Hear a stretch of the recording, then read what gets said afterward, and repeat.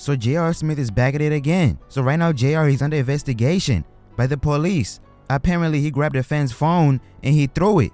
So I guess the phone broke and he must have ran away. Like how he ran the ball away in game 1 of the finals. Because why would he be under investigation? J.R. Smith must have ran away, or maybe he's lying. Maybe he's saying I didn't do it. But at this point we know J.R. he's always guilty. When LeBron said, yo, why didn't you call out a timeout? He said, I didn't know the game was tied. I thought we were up. So J.R., I know you're guilty. You did it. Just turn yourself in. Don't make the cops come get you. Now listen, what was J.R. mad about for him to grab the fan's phone and throw it? And also, not only is he under investigation, J.R. Smith went out and he made the most dumbest mistake. J.R. Smith got a Supreme tattoo. This tells me 2 things. He was either high or he was drunk off the Henny. Because with J.R. when there's weed and Henny, anything is possible. Now it's been a bad year for J.R. Smith.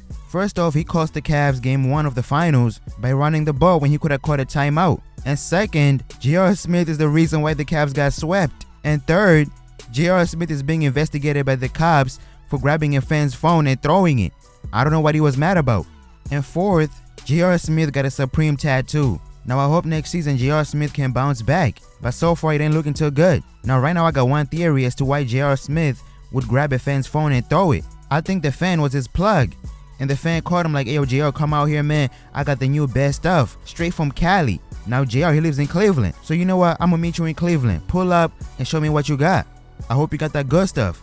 So J.R. Smith pulled up and the plug, he didn't really have that good stuff.